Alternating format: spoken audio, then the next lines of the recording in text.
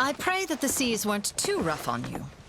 Your lass, I wouldn't mind if you were a little rough with me. That's good to hear.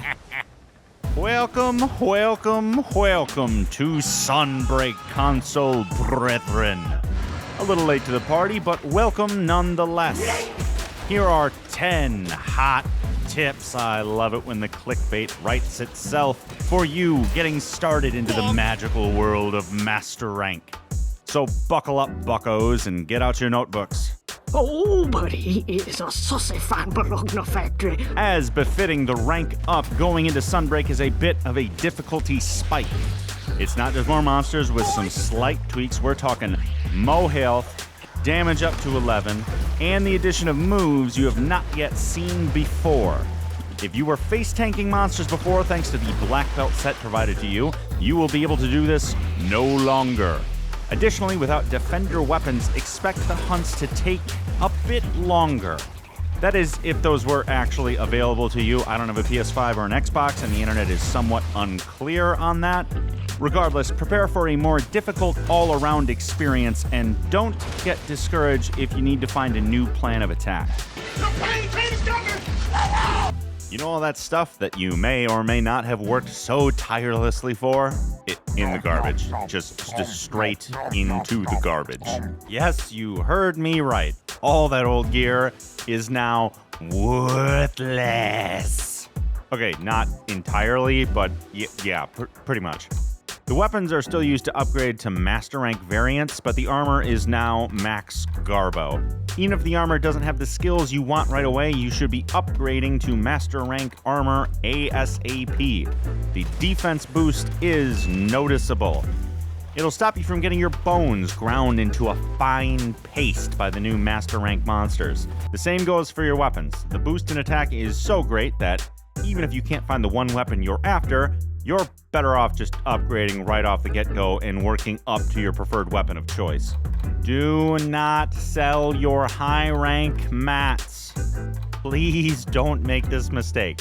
One would be forgiven for selling off their high-rank materials if they felt the new Master Rank equipment was kicking the absolute crap out of their wallet, but do not do that. Many decorations you may need to craft later still use high-rank materials, and you can't trade Master Rank materials for high rank ones, so just let those puppies rot in the bank until such a time that you need them later. There are better ways to make heaps of Gamboni later. At the canteen, there are a myriad of skills that can help boost your performance that you may not have needed to pay attention to thanks to high ranks and low ranks' lack of relative difficulty. So here's a quick breakdown of some of the most useful ones. Also, anybody else read these with an Australian accent? Is it just me? Cool. Dango. The Dango ate your baby. Dango Booster. Nice attack and defense raise for 5 minutes at quest start. Dango Moxie prevents you from getting one shot as long as you've had enough health to start with. Dango Tempa. Bowgunner damage up for an increase in deviation. Dango Marksman. Ranged damage up. Dango Forda. Reduces stamina consumption for things like dodging and rolling. Dango Slugger for easier knockouts. Dango Bombardier upgrades sticky ammo and gun lance shells. And finally, Dango Trainer, a nice boost to Animal Companion XP. Important to note that some of these may be locked behind Dango quests. These quests are super important to get done so that you can get access to these hot mamas. If you're getting a quest from the Dango Girl Yomogi, then hop to it and get it done. There is no actual tutorial for this, so I am mentioning it here. If you're getting tired of all the HUD elements clogging up your screen, then go to the System tab of the menu, Options, into Game Settings, and then into HUD Settings. Just click on that bad boy, and you can customize whether you want any HUD element to actually show up. Super useful after you have a decent lay of the land, so to speak. While we're in settings, go to Controls and turn your sheet settings from automatic to manual if you hadn't already done so. I have no idea why this is on by default. We're in Master Rank now, and there are times when the auto weapon put away will get you absolutely booty blasted into the next millennia. Back in game settings, you can also set the effect level of other players' hits to much less to avoid getting your screen ruined by chaotic garbage. Very useful when you need to start paying attention to much more subtle telegraphs. It must be said that these go on every set with exceptionally rare exception. If you don't have 3 of each of these decorations rattling around in your armoire, then you need to hop step back to high rank farming these when you get a spot of free time. Having these 2 decoration sets together is a 20% boost in overall damage that's just on all the time. Yes, science! Sticky bowguns and the like can ignore it, and I think maybe certain types of gun lance play can as well, but these decos are best in slot, even up to the absolute end game, and it's nice to have them around. Weakness exploit first, then critical boost. At a certain point in the story, you will unlock the ability to do follower quests. If you're a solo boy, then do them. Post haste. Completing them allows you to bring followers with on almost any quest. Particularly unlock Hinoa and Luchika. Hinoa buffs the shit out of you, and Luchika knocks them out on occasion. I don't even know what the other ones do, and I don't really fucking care. Buffs and knockdowns are realistically all that you ever need. Also, I don't know exactly when in the story because I'm a bad researcher and a worse rememberer, but Sunbreak is not exactly known for its subtlety. I think it's at like Master Rank 2 or something. You'll figure it out. You don't need the birds right now, at least if you're doing, like, kinda decent.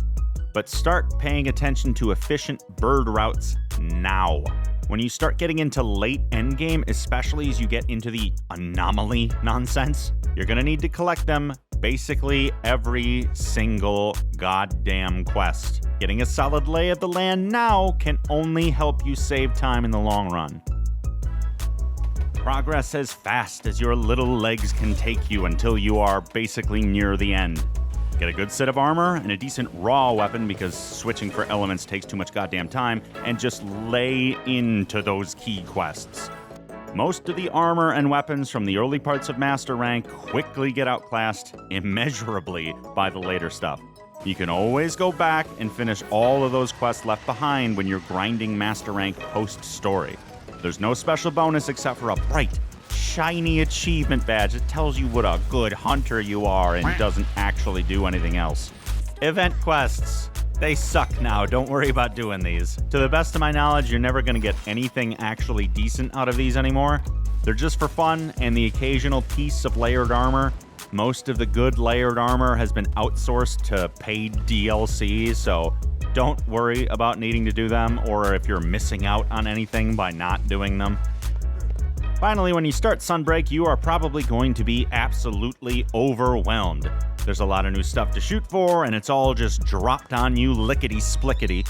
Once you do the intro crab hunting quest and get dropped into the expansion, they just expo dump all over your poor head and face.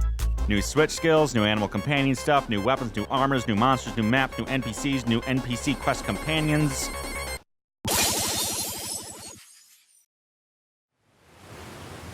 So my advice is to just stop and smell those rich, sweet, tropical breezes. Nothing is on a time limit, and you can engage with everything on your own time. Just take it low and take it slow and have a good time. Also, there's a bird's nest up here that refills with items every few quests. So, welcome to the fold, my console bros. I hope you have fun here, and don't forget to stay safe out there. Am I forgetting something? I kind of feel like I'm forgetting it. Oh shit, I forgot the call to action. Please like and subscribe.